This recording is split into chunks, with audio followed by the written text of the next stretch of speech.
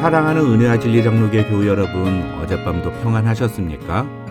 오늘도 우리의 삶 속에서 하나님의 말씀을 이루며 그 말씀대로 살아가기 위해 노력하는 저와 여러분이 되시기를 주님의 이름으로 축원합니다.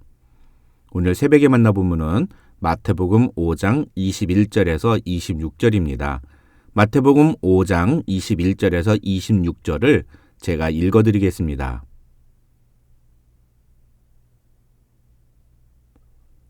옛사람에게 말한 바 살인하지 말라, 누구든지 살인하면 심판을 받게 되리라 하였다는 것을 너희가 들었으나 나는 너희에게 이르노니 형제에게 노하는 자마다 심판을 받게 되고 형제를 대하여 나가라 하는 자는 공회에 잡혀가게 되고 미련한 놈이라 하는 자는 지옥불에 들어가게 되리라. 그러므로 예물을 제단에 드리려다가 거기서 네 형제에게 원망 들을 만한 일이 있는 것이 생각나거든 예물을 제단 앞에 두고 먼저 가서 형제와 화목하고 그 후에 와서 예물을 드리라. 너를 고발하는 자와 함께 길에 있을 때에 급히 사화하라. 그 고발하는 자가 너를 재판관에게 내어주고 재판관이 옥리에게 내어주어 옥에 가둘까 염려하라. 진실로 네게 이르노니 네가 한 푼이라도 남김이 없이 다 갚기 전에는 결코 거기서 나오지 못하리라. 오늘부터 우리는 예수님이 말씀하신 하나님 나라의 새 법에 대해 살펴보겠습니다. 마태복음 5장 21절부터 48절에는 살인, 간음, 이혼, 맹세, 복수, 그리고 이웃사랑이라는 6가지 주제에 대한 율법의 가르침과 그에 반해 예수님이 제시하시는 새로운 하나님 나라의 법의 원리가 기록되어 있습니다. 어제도 말씀드렸습니다만 사실 여기서 예수님이 말씀하시는 내용들은 어떤 구체적인 율법의 조문과 그에 대한 행동에 초점이 맞춰져 있는 것이 아니라 율법과 하나님 나라의 법이라는 두 가지 큰 기준을 비교하는 것이 목적이라고 할 수 있습니다. 다시 말하면 하나님 나라의 백성인 우리 그리스도인들은 율법을 뛰어넘는 하나님 나라의 백성다운 삶의 모습을 보여주어야 한다는 것입니다. 그런 점에서 우리는 어제 본문의 마지막 부분인 20절의 의미를 다시 한번 되짚어볼 필요가 있습니다.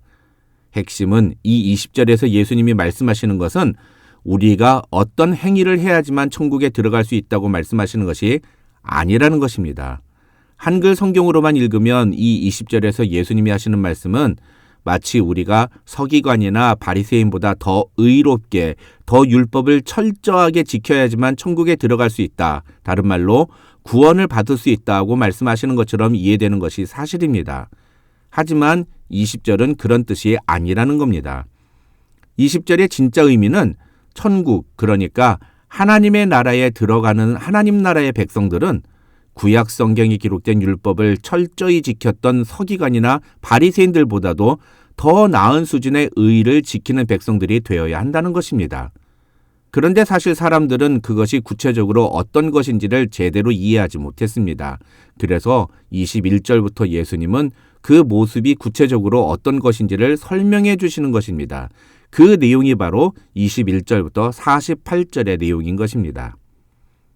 그래서 우리가 이 21절로 48절의 내용을 다루기 전에 먼저 이해해야 하는 것이 있습니다. 그것은 바로 이 21절로 48절에서 예수님이 하시는 말씀의 권위가 무엇이냐. 다시 말해서 이 21절로 48절의 말씀을 우리는 어떤 의미로 받아들여야 하느냐는 것입니다. 21절을 보면 예수님은 옛사람에게 말한 바 살인하지 말라, 누구든지 살인하면 심판을 받게 되리라 하였다는 것을 너희가 들었으나 라고 말씀하십니다. 여기서 옛사람에게 말한 바라는 말은 율법이 오랫동안 사람들에게 행동의 기준이 되었다는 뜻입니다. 27절, 31절, 33절, 38절, 43절에서도 그런 의미로 말씀하시는 것입니다. 중요한 것은 예수님이 그렇게 오랫동안 유대인들이 자신들의 삶의 기준으로 삼고 있었던 율법 대신에 새로운 삶의 기준을 제시하신다는 것입니다. 더욱이 그것을 제시하시면서 하시는 말씀이 더 엄청난 의미를 담고 있는 것입니다. 22절을 보시면 예수님은 나는 너희에게 이르노니 라고 말씀하시면서 그 새로운 삶의 원리를 이야기하시는데 이 나는 너희에게 이르노니 라는 표현이 신학적으로는 엄청나게 중요한 의미를 담고 있는 표현인 것입니다. 사실 이 표현은 이미 20절에서 먼저 사용하신 표현입니다. 다시 말해서 이 21절부터 나오는 나는 너희에게 이르노니 라는 말로 제시되는 모든 내용들은 다 20절과 연결이 되며 그것이 바로 서기관과 바리새인보다 나은 의, 천국에 들어가는 자로 인정받는 의의 모습이라고 할 수 있는 것입니다. 그런데 여기서 신학적인 관점으로 조금 더 깊이 들어가면 지금 예수님은 율법을 대치할 새로운 삶의 원리를 제시하심으로써 율법과 자기 자신을 비교하시는 것이라 할 수 있습니다. 무슨 말이냐면 유대인들에게 있어서 하나님이 주신 율법은 거의 절대적인 것이라 할 수 있습니다. 그런데 예수님은 그런 율법을 대체할 새로운 법을 제시하시면서 그것의 근거가 바로 자기 자신임을 선언하십니다. 그것이 바로 나는 너희에게 이르노니 라는 표현의 의미인 것입니다. 예수님은 어디 누군가가 이야기한 것을 가지고 말씀하지 않았습니다.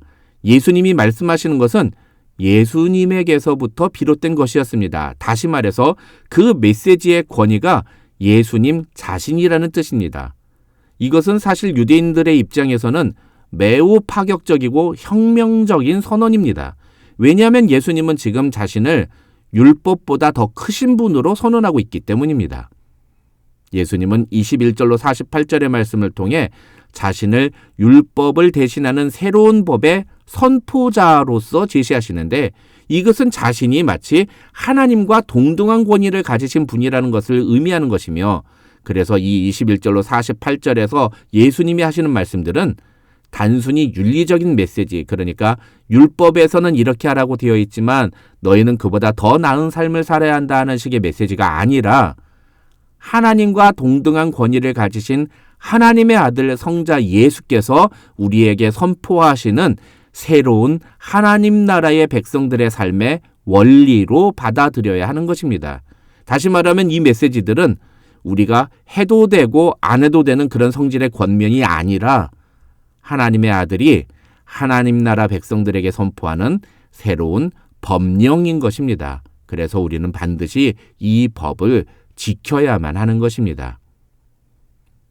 이런 이해의 기초에서 이제 6가지 내용들을 하나씩 살펴보겠습니다. 오늘은 시간 관계상 첫 번째 내용인 살인에 대해서만 살펴보겠습니다. 오늘 본문에서 예수님이 말씀하시는 내용은 매우 심플합니다. 율법에서는 살인하면 심판을 받는다. 그러니 살인하지 말라고만 되어 있지만 예수님은 단지 살인하지 않는 것을 넘어서 형제를 미워하거나 형제와 불화가 생기거나 형제로부터 원망 들을 만한 일을 만들지 말라고 말씀하십니다. 일단 기본적으로 우리는 살인을 하지 말아야 합니다. 이것은 기본입니다. 그런데 문제는 실제로 남을 죽이지는 않지만 살인과 다를 바 없는 행동을 하는 경우가 허다하다는 것입니다. 중요한 건 율법에서는 살인만 하지 않으면 처벌을 받지 않으니까 실제로 그 사람을 죽이지는 않지만 그 사람을 죽이는 것과 다를 바 없는 행동은 얼마든지 해도 된다고 유대인들은 생각했다는 것입니다. 학자들도 이 본문에서 예수님은 율법의 정신은 무시하고 그 문구에만 집착하는 유대인들의 행동을 비판하시면서 살인을 일으키는 원인과 살인에 준하는 모든 정신적, 심리적 상태를 죄로 규정하신 것이라고 설명합니다. 학자들은 22절을 가지고 그것을 3가지로 설명합니다. 첫째로 형제에게 노하는 자는 분노를 가리키고 둘째로 형제를 대하여 라가라 하는 자는 형제를 향하여 욕을 하는 것을 의미하며 마지막으로 형제를 미련한 놈이라고 하는 것은 곧 형제를 경멸하는 태도를 의미한다고 학자들은 설명합니다. 이것을 모든 것에 적용해서는 안 됩니다. 다시 말해서 예수님은 분노 자체를 금지하시는 것이 아니라는 뜻입니다. 성경의 일관된 메시지는 거룩한 분노를 허용할 뿐만 아니라 오히려 그런 상황에서는 분노해야 한다고 말씀하십니다. 심지어 예수님도 분노하셨습니다. 더 중요한 건 22절에서 노하는 자로 번역된 헬라어는 악의를 가지고 남을 해하고자 하는 마음에서 비롯된 분노, 정당한 사유 없이 자신의 감정이나 이기적인 욕망에서 비롯된 분노를 일으키는 사람을 가리키는 말이라고 할 수 있습니다. 무슨 말입니까? 우리는 그런 식의 분노를 해서는 안 된다는 것입니다. 욕설도 마찬가지입니다. 예수님이 모든 욕을 금지하셨다면 예수님 자신이 먼저 그 법을 어기신 분이 됩니다. 전에도 말씀드렸습니다만 예수님이 종종 사용하신 독사의 자식들이라는 표현은 우리식으로 말하면 dog baby와 같은 의미라고 할 수 있습니다. 하지만 여기서 형제를 나가라 하는 것은 상대방의 인격을 모욕하고 존중하지 않는 행동을 가리키는 것입니다. 형제를 미련한 놈이라고 하는 것도 유대인들에게는 상대방을 종교적으로 정죄하는 용어로 들린다고 합니다. 그러니까 실제로 사람을 죽이지는 않았지만 상대를 거의 인격적으로 살인하는 것이나 다를 바 없는 말이나 생각을 품는 것은 똑같은 심판의 대상이 된다고 예수님은 말씀하고 있다는 것입니다. 중요한 것은 예수님은 그런 말이나 생각을 품지 말라고만 말씀하지 않으신다는 것입니다. 왜 그럴까요? 인간은 누구나 그런 죄를 지을 가능성이 높기 때문입니다. 그래서 예수님은 너희가 혹여라도 그런 말을 하거나 그런 생각을 품었더라면 빨리 가서 그 형제와 화목하고 하나님 앞에 제물을 드려라고 말씀하십니다.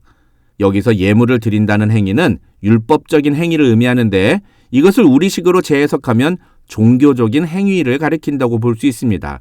다시 말해서 24절에서 예수님이 말씀하시는 예물을 제단 앞에 두고 먼저 가서 형제와 화목하고 그 후에 와서 예물을 드리라 하는 말씀은 회개기도만 하지 말고 직접 그 상대에게 찾아가서 미안하다고 말하고 용서를 구한 후에 회개기도를 하라는 뜻이다. 이렇게 해석할 수 있습니다.